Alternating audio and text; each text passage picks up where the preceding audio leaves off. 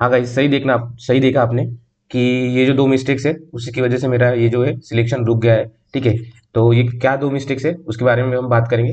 And सबसे पहले कि जिन लोगों का आईबीपीएस पीओ में एंड आईबीपीएस क्लर्क में सिलेक्शन हो गया है उनको congratulation and all the best for your upcoming journey. ठीक है।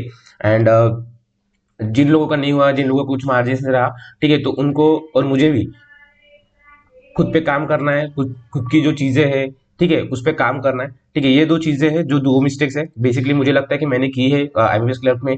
ठीक है, उसकी वजह से मेरा सिलेक्शन रुक गया है, तो उसके बारे में बात करेंगे। तो सबसे पहले बात करेंगे, ये आईबीपीएस पीओ का स्कोर कार्ड था मेरा। ठीक है, ये मेरा मेंस नहीं निकला था, तो बेसिकली हुआ था क्या था कि 3, 4 और 5 को था। 3 को मेरा आरआरबी पीओ का इंटरव्यू था। ठीक है, मैं पूरा इंटरव्यू का मैंने वीडियो नहीं डाला था क्योंकि वो टाइम पे मेरी तबीयत भी बराबर नहीं थी। ठीक है, आने के बाद एंड आरआरबी पीओ था 6 को।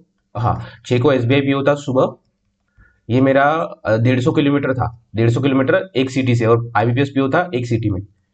ठीक है, आईबीपीएस पीओ मेंस था एक सिटी में, वहां से ये रात को 7:30 बजे छूटा, 7:30 समथिंग। आप सभी लोगों को पता है एक ही शिफ्ट में दोपहर के 2 बजे पेपर था। फिर उसके बाद एसबीआई पीओ 150 किलोमीटर मुझे जाना पड़ा सुबह। ठीक है, रात को ट्रैवल करके, रात को नहीं मतलब गया वहां पे, स्टे किया, देन सुबह पेपर दिया। ठीक है, ये थोड़ा दगदग हुआ था, उसी से तबीयत तबीयत खराब थी, तो मैंने इसका भी कुछ वीडियो वगैरह नहीं बनाया था आरआरबीपीओ के इंटरव्यू का। ठीक है, तो आरआरबीपीओ भी मेरा 3 साढ़े 3 मार्क्स से रह गया था। ठीक है, तो वो चक्कर में मैंने क्या किया, आरआरबीपीओ के इंटरव्यू को इतना इंपॉर्टेंस दिया कि मैंने आईबीपीएस पीओ में इसमें उतना नहीं पढ़ा। ठीक है, तो यहाँ पे देख सकते हैं मेरे रीजनिंग में सिर्फ 10 मार्क है। ठीक है, जनरल अवेयरनेस में 8 7 मार्क पकड़ सकते हो, 6.75। ठीक है, इंग्लिश में मेरे ठीक थे, मतलब इतना भी नहीं, बट यहाँ पे 25 प्लस चाहिए थे मुझे, क्योंकि इतना भी हार्ड इंग्लिश नहीं आया था।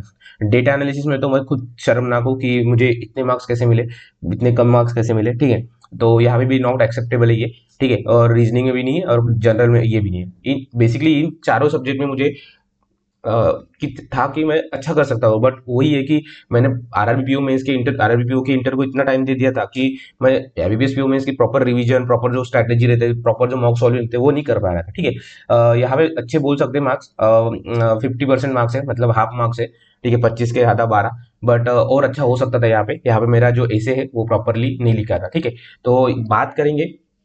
तो पहली मिस्टेक जो है, proper utilization of your mistake, proper working on your mistake. Proper work नहीं किया मैंने मिस्टेक पे, वही। ठीक है, इसको मैं एट द एंड पूरा प्रॉपरली बताऊंगा, बट यहाँ पे मैं बता रहा हूँ एक एक। ठीक है, देखिए यहाँ पे रीजनिंग इतना भी हार्ड नहीं था कि यहाँ पे कर रहे, यहाँ पे एटलीस्ट 15 मार्क्स लिए जा सकते थे। जनरल अवेयरनेस में भी एटलीस्ट 15 मार्क्स तो भी लिए जा सकते थे, क्योंकि इतना भी general awareness IBPS PO mains का हार्ड नहीं आया था। ठीक है, एंड इंग्लिश लैंग्वेज में भी 20 प्लस तो भी ले सकते थे, नहीं 25, बट हम अगर 20 भी करते तो 20। एंड डेटा एनालिसिस में एटलीस्ट तो 10 मार्क्स तो भी ले सकते थे, क्योंकि मेरा क्वांट वीक है तो उसमें मुझे थोड़ा प्रॉब्लम आता है। ठीक है, तो ये 30 40 50 60 तो यही पे होते थे। अगर 60 अगर आपने देखा होगा 62.25 स्कोर आया था, एंड 10 से 12 मार्क अगर हमने यहाँ पे लिखे थे, तो 12 मार्क की लीड होके हमें एटलीस्ट इंटरव्यू देने तो भी मिलता था। तो ये भी एक मिस्टेक है कि जो पेपर के बीच में जो एग्जाम्स आते हैं उस पर ज्यादा फोकस नहीं करना, किसी एक चीज पे फोकस करना। इसीलिए मैं अभी भी बोल रहा हूँ आपको, आपके पास अभी भी अप्रैल, मई, जून एंड जुलाई, ये 4 मंथ है। ठीक है, जुलाई को तो हम प्रॉपरली पूरा प्री के पढ़ाई में ही लगा देंगे, क्योंकि इस बार का कोई भी प्री नहीं छूटना चाहिए आप सभी लोगों का। मेरा तो ऐसे नहीं छूटता है। ठीक है, एक सिर्फ मेरा आरबीआई असिस्टेंट मेंस नहीं प्री नहीं निकला था, बाकी सभी सभी मेरे प्री निकले थे इस बार। ठीक है, एंड अप्रैल मई जून में आपको प्रॉपरली मेंस करना है, पूरा पूरा मेंस का पढ़ाई करना है। ठीक है, उसके लिए मैं पूरा वीडियोस लेके आऊंगा। ठीक है, तो जैसे अभी मेरा एनआईसी असिस्टेंट मेंस है, उसकी वजह से मैं थोड़ा नहीं दे पा रहा हूँ। ठीक है, क्योंकि ये जो मिस्टेक्स है मुझे, तो मुझे वहां पे नहीं करनी है। तो ठीक है, सो अभी हम बात करेंगे मेरे क्लर्क के रिजल्ट की। ठीक है, तो ये रहा मेरा क्लर्क का रिजल्ट। ठीक है, 32.3, और आई थिंक महाराष्ट्र का 30.5 गया है minimum cut off, and highest cut off है 40.2 समथिंग है। ठीक है, एंड यहाँ पे मेरा 64.25, मतलब अगर हाफ करते तो 32.3। देखी जाए तो वैसे टोटल 7 मार्क्स से रह 6 साढ़े 6 मार्क्स से रह गया है। ठीक है, 7 मार्क्स से रह गया है, बट अगर हम आउट ऑफ 100 करते तो 3.5 मार्क्स से रह गया। ठीक है, ये है। तो इसके बारे में हम बात करेंगे अभी कि मेरी क्यों कहाँ पे गलतियां हुई। ठीक है,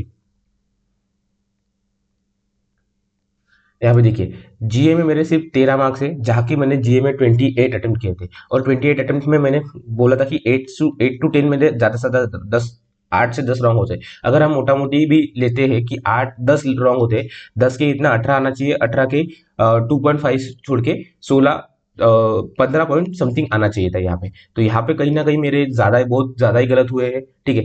आई थिंक 8 से 10 मैंने वहां पे भी ज्यादा बोला था, बट इतना नहीं था मुझे कि इतना गलत होंगे करके, ठीक है।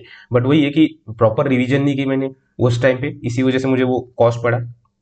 Then general English, general English ठीक था मेरा, मैंने 35 अटेम्प्ट किए थे जनरल इंग्लिश में, तो मुझे ठीक लगा, उतना कुछ एज सच मैं एक्सपेक्ट नहीं कर रहा था। बट एटलीस्ट इसमें भी 1-2 मार्क्स हो सकते कि 35 किए हमने, तो इतना भी गलत नहीं हो सकता था, ठीक है। 3 से 4 क्वेश्चन मेंस में हो जाते हैं, ऐसा कुछ नहीं है, ठीक है। 5 भी क्वेश्चन अगर होते हैं 35 में से 30 की थे, तो ऑलमोस्ट 38 28 29 तो भी मार्क्स मिलने चाहिए थे, तो यहाँ पे भी 2-3 मार्क्स। बट ठीक है, जनरल इंग्लिश में उतना नहीं बोलता क्योंकि इंग्लिश ईजी आई थी इसमें। रीजनिंग थोड़ा हार्ड था, आई एक्सेप्ट की रीजनिंग हार्ड था। देन उसके बाद रीजनिंग में जो मेरे अटेम्प्ट है वो 21 अटेम्प्ट है, आई थिंक मैंने 3 से 4 क्वेश्चन क्रिटिकल रीजनिंग के किए थे, तो वो मुझे लग रहा है कि वो मेरे गलत हुए होंगे, ठीक है। एंड एक दो ऐसे भी गलत हुए होंगे, बट यहाँ पे मैं इन दोनों सब्जेक्ट में मैं बहुत खुद को शेम फील कर रहा हूँ कि यहाँ पे मेरी एक्यूरेसी नहीं थी। सेम मेरा आरआरबी पीओ में भी हुआ था, ठीक है। आरआरबी पीओ में मैंने रीजनिंग में 30 अटेम्प्ट किए थे एंड मुझे 26 समथिंग मार्क्स मिले थे। सेम क्वांट में मैंने 14 अटेम्प्ट किए थे एंड मुझे सिर्फ 10 11 समथिंग 11 समथिंग कुछ तो मार्क्स मिले थे। तो उस वजह से मेरा जो फाइनल सिलेक्शन है वो कहीं ना कहीं मुझे लग रहा है कि रुक गया होगा, ठीक है। तो ये कि एक जो सेकंड मिस्टेक जो मैंने बोला वो है एक्यूरेसी, ठीक है। एक्यूरेसी मेंटेन नहीं हुई, उस वजह से मुझे लगा है। सपोज देखिए 21 में से मेरा 1-2 गलत होके मुझे 17 भी मार्क्स मिलते यहाँ पे, और यहाँ पे मैंने, हाँ, और क्वांट में मैंने किए थे 20 मार्क्स, ठीक है। 20 अटेम्प्ट किए थे, 20 में से अगर मुझे 15 भी मिलते और यहाँ पे 21 में से 17 भी मिलते, तो ये 35 यहाँ पे हो जाते थे।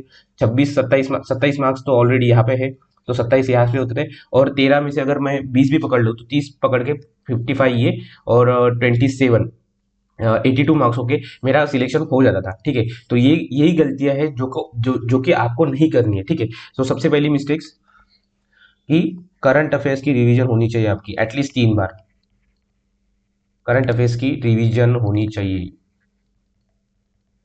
Revision at least 3 bar, at least 3 times. And वो प्रॉपरली होनी चाहिए, ऐसा नहीं कि ऊपर ऊपर से किए, एग्जाम से पहले से किए, नहीं। तो इसी के लिए अभी से आपको 1 अप्रैल से, कल से ही 01 अप्रैल से करंट अफेयर्स देखना चालू करना है, जैसे कि आपको कंफर्टेबल हो उस तरीके से आप उसके नोट्स बनाओ या फिर पीडीएफ से पढ़ो, कैसे भी करो, बट 1 अप्रैल से डेली पढ़ो, ठीक है। डेली पढ़ो, देन डेली डेली के होने के बाद वीकली, वीकली होने के बाद उसका मंथली भी रिवीजन करो, और मंथली होने के बाद भी आने वाले जो नेक्स्ट मंथ है उसमें थोड़ा थोड़ा एक बार पीडीएफ से थोड़ा गो थ्रू करते जाओ, क्योंकि ये जो है ना, इसमें इससे बहुत बड़ा हिम्मत है। क्योंकि अगर मैंने मेरे दोस्त लोगों के स्कोर कार्ड देखे, जिन लोगों को यहाँ पे बहुत कम है, इनको 1 डिजिट में है रीजनिंग काउंट में, बट उनको जो जीए में है, उनको जीए में डायरेक्ट 20 22 26 मार्क्स तक है। हाईएस्ट जो हमारा है 26 समथिंग मार्क्स है। तो उस वजह से उसको 2 टाइम से, डायरेक्ट 2 टाइम से मेरे से मार्क्स, ठीक है। अगर यहाँ पे 7 भी मार्क्स बढ़ते तो मे भी सिलेक्शन हो जाता था, ठीक है। तो ये है कि करंट अफेयर्स की रिवीजन नहीं हुई एटलीस्ट 3 टाइम्स।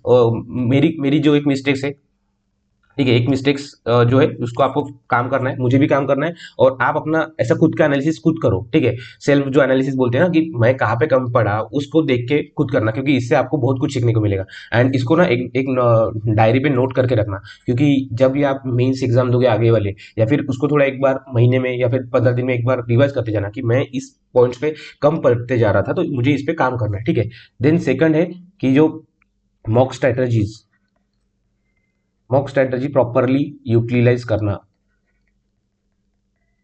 मॉक स्ट्रेटजी का यूटिलाइजेशन। क्योंकि क्या हुआ था, आरआरबी पीओ के इंटरव्यू के टाइम पे मैंने, आरआरबी पीओ के इंटरव्यू के टाइम को मैंने बहुत ज्यादा प्रेफरेंस दिया था, और आईबीपीएस पीओ मेंस को लेस प्रेफरेंस दिया था। उस वजह से मैंने मॉक स्ट्रेटजी यूटिलाइजेशन उसका प्रॉपरली, वहां पे भी जे में सिर्फ 6-7 मार्क्स है मुझे, वो कहीं ना कहीं मुझे पीछे लेके आ रहा है करंट अफेयर्स, ठीक है। तो मुझे उतना पढ़ने में थोड़ा तकलीफ ज्यादा है, और वो रिटेन करने में भी। एंड तीसरी जो मिस्टेक्स है कि एक्यूरेसी, ठीक है। जो बोलते हैं ना कि 90% तो भी एक्यूरेसी रखो, ये यहाँ पे मेरी हुई नहीं है, ठीक है।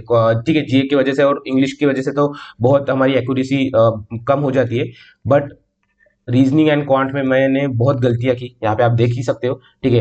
21 और 20 मतलब 41 अटेम्प्ट किए, और मुझे सिर्फ मार्क्स मिले 24 25 मार्क्स मिले, ऑलमोस्ट मेरे 70% एक्यूरेसी, 70 से भी नीचे, 60 65% एक्यूरेसी सिर्फ मेरी। तो ये जो है वो एक्सेप्टेबल नहीं है। अगर ये 40 में से मेरी 90% भी एक्यूरेसी रहती तो 36 यहाँ पे, और ये 13 से अगर हम 15 भी करते, 15 नहीं 20 भी अगर करते हैं, नॉर्मल जो स्कोर है ये 56 और 26 मार्क्स यहाँ से, मतलब ऑलमोस्ट 72 के आसपास, 72 82 के आसपास होता था। तो ये मे भी होता था कि सिलेक्शन होने के चांसेस थे। तो यही जो 3 मेन हाईलाइट गलतियां की मैंने, ठीक है, ये आप देख लेना। मैं इसको दिल से बता रहा हूँ, क्योंकि कल मैंने वही पूरा एनालिसिस किया। मैंने खुद का जो जिस डायरी में मैं लिख के रखता था कि मैंने कितने अटेम्प्ट्स किए, क्या किया, वो किया, मेरे पेपर देने के बाद मेरा खुद का क्या उस पे थॉट से कैसा हुआ, मैंने खुद का 100% दिया नहीं दिया, ठीक है। एक्यूरेसी नहीं 90% नहीं रखी मैंने उस वजह से। देन मॉक की स्ट्रैटेजी का यूटिलाइजेशन नहीं किया। आरआरबी पीओ मेंस के इंटरव्यू मैंने ज्यादा इंपॉर्टेंस दिया, आईबीपीएस पीओ मेंस में ज्यादा पढ़ाई नहीं थी ना मॉक दिए थे उतने, ठीक है, क्योंकि मुझे पता कि ये कहीं ना कहीं सेकंड स्टेज है और यहाँ ये डायरेक्ट मेरा फाइनल स्टेज है। अगर मैंने पीओ में इंटरव्यू में अच्छा कर लिया तो मेरा सिलेक्शन हो सकता था, क्योंकि वहां पे स्कोर कार्ड्स नहीं आए थे, ठीक है। एंड करंट अफेयर्स की रिवीजन ये बहुत इंपॉर्टेंट है, ठीक है। तो ये मेरे लिए इंपॉर्टेंट है क्योंकि मुझे करंट अफेयर्स थोड़ा कम लगता है। एंड एक और जो चीज है वो है कि कोई भी एक चीज को स्ट्रॉन्ग सेक्शन को लेके मत चलो, ठीक है। स्ट्रॉन्ग सेक्शन को दिमाग में मत लेके चलना, ठीक है। क्यों सर आप ऐसे बोल रहे हो? देखिए यहाँ पे मेरा रीजनिंग सेक्शन स्ट्रॉन्ग है, आप सभी लोगों को पता है रीजनिंग मेरा अच्छा है, मुझे अच्छे अच्छे मार्क्स मिलते हैं रीजनिंग में, ठीक है। बट यहाँ पे कहीं ना कहीं मैं खुद के जो एक्सपेक्टेशन है वहाँ पे नहीं उतर पाया हूँ खरा, ठीक है। एंड मेन मतलब देखिए जीए बहुत इजी आया था, बट मैंने, और रीजनिंग आप सभी लोगों को पता है आईबीपीएस क्लर्क मेंस का रीजनिंग बहुत टफ आया था, बहुत टफ, मतलब आईबीपीएस पीओ में से भी तो टफ आया था, ठीक है। तो यहाँ पे कहीं ना कहीं मैंने वो सेक्शन में मुझे मुझे लगा कि मैं कर लूंगा, बट वहां पे कुछ ना कुछ होता है। तो इसीलिए सभी सेक्शंस को, ईच सेक्शन को स्ट्रॉन्ग करो। स्ट्रॉन्ग मीन्स एवरेज प्लस करो, ठीक है। मैं स्ट्रॉन्ग नहीं बोल सकता क्योंकि सभी जो हमारे सेक्शन से स्ट्रॉन्ग नहीं हो सकते, बट दो सेक्शन स्ट्रॉन्ग होने चाहिए एंड दो सेक्शन जो हमारे हैं वो एवरेज प्लस होने चाहिए, एवरेज प्लस होने चाहिए, ये याद रखना। तभी आप सिलेक्शन ले पाओगे, ठीक है। अगर मेरा करंट अफेयर्स अच्छा रहता था तो मैं भी हो सकता था, ठीक है, मैं ऐसा नहीं बोलता था हो ही जाता था, मैं भी हो सकता था, ठीक है। तो ये करना है कि स्ट्रॉन्ग सिलेक्शन को दिमाग में लेके चलना अच्छी बात है, बट एकदम भी उस पर हावी मत लेना कि मुझे रीजनिंग में 30 35 के लेना है, मुझे इंग्लिश में 30+ ही लेना है। कि कभी कभी क्या होता है ना, वो सेक्शन हार्ड आ जाता है, तो उस वजह से कहीं ना कहीं आपकी मिस्टेक, आपका जो बाकी सेक्शन का जो स्कोर है वो इंपॉर्टेंट रहता है। इसीलिए ईच सेक्शन को थोड़ा एवरेज प्लस करके लेके जाना, ठीक है। दो सेक्शंस को उनसे भी स्ट्रॉन्ग करना, या फिर 2 से 3 क्वेश्चन या 2 से 3 क्वेश्चन थोड़े एवरेज कर लेना, ठीक है। ये कुछ मेजर मिस्टेक्स है जो मैंने आईबीपीएस क्लर्क मेंस में की थी और सेम आईबीपीएस पीओ मेंस में की थी, और आरआरबी पीओ मेंस में भी मैं बताऊंगा कि क्या हुआ। तो मेरा भी मैं स्कोर कार्ड डालूंगा भी आने वाले दिनों में, ठीक है। और हम अप्रैल से, आप एक बार याद रखना कि अप्रैल से पढ़ना स्टार्ट कर दीजिए, ठीक है। तो ये मिस्टेक्स मैंने बताई, 2 से ज्यादा ही मिस्टेक बताई। अप्रैल से पढ़ना स्टार्ट कर दीजिए अभी भी, ठीक है। अप्रैल है हमारे पास, मई है एंड जून है, ठीक है। और जुलाई तो हमने सिर्फ प्रैक्टिस प्रैक्टिस प्रैक्टिस के लिए रखना है। प्री की प्रैक्टिस, सिर्फ प्री की प्रैक्टिस और थोड़ी मेंस की प्रैक्टिस, मतलब प्री एंड मेंस। तो 60% हम करेंगे प्री एंड 40% करेंगे हम मेंस, क्योंकि हमारे अगस्त में एग्जाम्स लाइन अप है, ठीक है। तो अभी क्या करेंगे, अभी अभी आप एक काम करना, अप्रैल और मई में सिलेबस कंप्लीट कर लेना, ठीक है। तो ये तो नए स्टूडेंट्स कर ही लेंगे, बट जो लोग रिपीटर्स है उनके लिए भी मैं एक स्ट्रैटेजी लेके आऊंगा रिपीटर्स वालों की, ठीक है। बट यहाँ पे आप ना, जैसे मेरा क्वांट वीक है तो मैं उसमें क्या करूंगा, क्वांट में मैं पूरा जो सिलेबस एक बार गो थ्रू करूंगा, अच्छे से क्वेश्चंस करूंगा, और या फिर मेंस क्वेश्चंस जो कैसे है उसको टैकल करना सीखूंगा, ठीक है। तो मैं एक बार ये, जैसे मेरा एनएसएल असिस्टेंट हो जाता है तो उसके बाद मैं क्वांट पढ़ना स्टार्ट कर दूंगा पूरा बेसिक से भी, ठीक है। एक क्लास या फिर एक कोर्स जो है उनको पूरा प्रॉपर फॉलो करके नोट्स वगैरह बना के वो कर लूंगा, ठीक है। प्लस कंप्यूटर, करंट अफेयर्स और कंप्यूटर, इन दोनों को भी अभी से करना है आपको, ठीक है। हार्डली आप इसको मई जून में स्टार्ट कर सकते हो, ठीक है। अभी जो आपके मेन सब्जेक्ट है, जैसे बड़े बड़े सब्जेक्ट है, जैसे क्वांट है, इंग्लिश है, बहुत बच्चों को इंग्लिश में प्रॉब्लम आता है, तो वो वहां पे भी कर सकते हैं, ठीक है। अप्रैल मई में आपका सिलेबस कंप्लीट होना चाहिए, वेदर आप इंग्लिश कर रहे हो, क्वांट कर रहे हो, रीजनिंग कर रहे हो, कुछ भी करो, जो आपका वीक सब्जेक्ट है उसमें एक बार थोड़ा गो थ्रू चले जाओ, वो कर लो अप्रैल मई में। एंड जून में आपकी प्रैक्टिस होनी चाहिए, मेंस की प्रैक्टिस, मेंस की प्रैक्टिस। ये प्रैक्टिस तो वैसे अभी भी चलनी चाहिए, बट एटलीस्ट आपको जून से मेंस की प्रैक्टिस करना है, जून। और यहाँ पे आधा आधा टाइम जुलाई का आपकी मेंस के प्रैक्टिस में रहना चाहिए और 60% प्री रहनी चाहिए। तो आप इजीली प्री क्लियर कर लोगे। एंड अगर आपका मेंस अच्छा हुआ, मतलब आपका कंप्यूटर अच्छा हुआ, आपका करंट अफेयर्स अच्छा हुआ, आपकी जो स्ट्रैटेजीज जो है वो अच्छी रही, तो आप सिलेक्शन ले लोगे, ठीक है। तो उसके बारे में हम बात करेंगे, ठीक है। मैं पूरा डिटेल प्लान लेके आऊंगा अप्रैल मई जून का, ठीक है। So thank you, all the best and keep grinding. And जिन लोगों का भी आईबीपीएस पीओ आईबीपीएस क्लर्क में हुआ, उन लोगों को once again congratulations and all the best for upcoming journey. Thank you guys.